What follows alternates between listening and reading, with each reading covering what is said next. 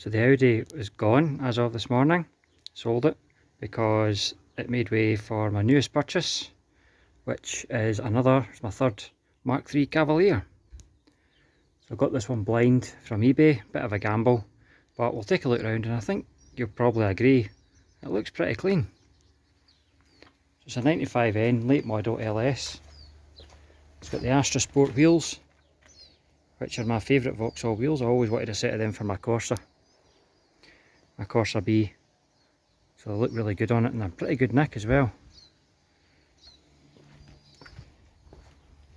Sills are all in good nick. You can see there. Arch is in good nick. Oh, I've just waxed it and I've left a bit on it there. Oh, and there's a bit there as well. Get rid of that. Aye, so anyway, it looks decent. I don't know whether that's original or not. This Vauxhall is environmentally tuned for unleaded. Even the tow bar's in good nick. And look, a completely intact one of these.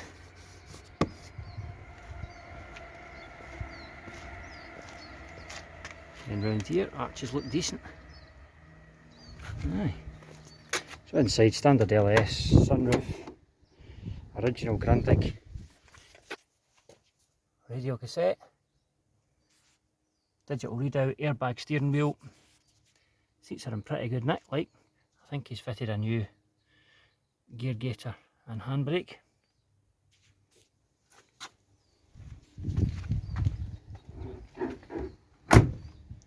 So it's pretty clean. I'm pretty pleased with it. So the engine in this is a 1.68 valve, but it's the big block, so the code is C16NZ2. It's about 75 brake, 147,000 miles. There's a lot of work done to it. The only thing, it still doesn't have proof of timing belt history, so I'm going to get that done. But it's had new leads, rotor arm, distributor cap, plugs, and it looks in pretty good nick under here. Everything's, this scuttle bit, they normally break up. That's in great nick. That elephant's foot drainage is normally loose or broken or missing. Looks good. No rot down by the bulkhead there. I've had a look at that. Looks good. Maybe needing a new one of them at some point.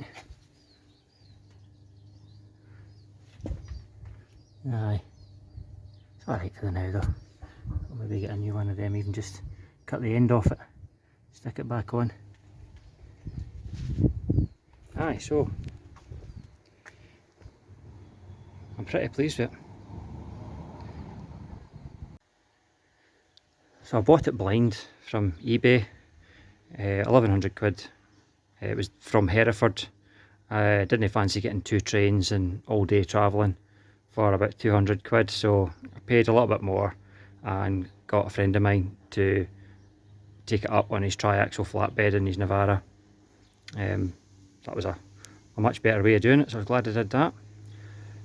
Basically, one family owned from new this car. It was originally a BRS lease car in 1995.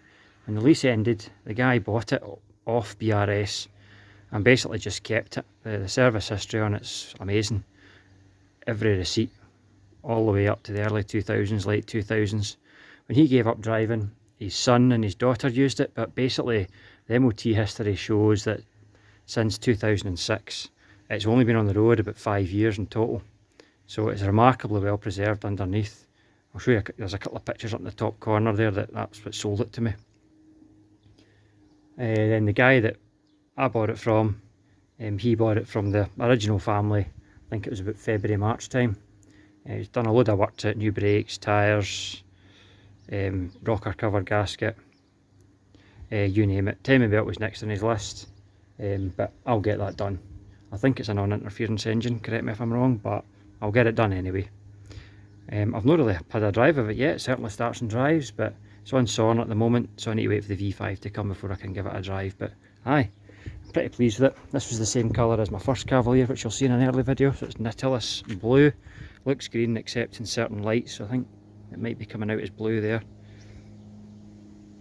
147,000 miles. It certainly ticks over really quietly on startup, so nothing to concern me there at all.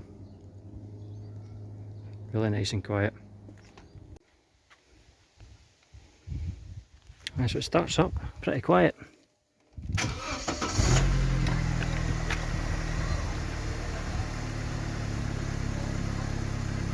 I mean, there's absolutely nothing wrong with that at all. Delighted with that.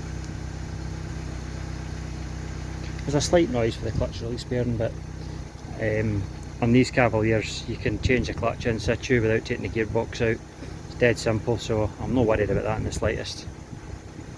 A wee blow for the exhaust as well, but again, exhausts are like 10, 15, 20 quid on eBay, so I'm really not worried about that at all.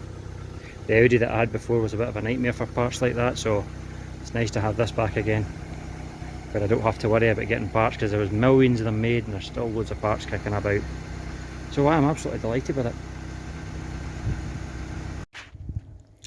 Another cracking thing about it is you've got this really 90s, I think it's a Cobra alarm.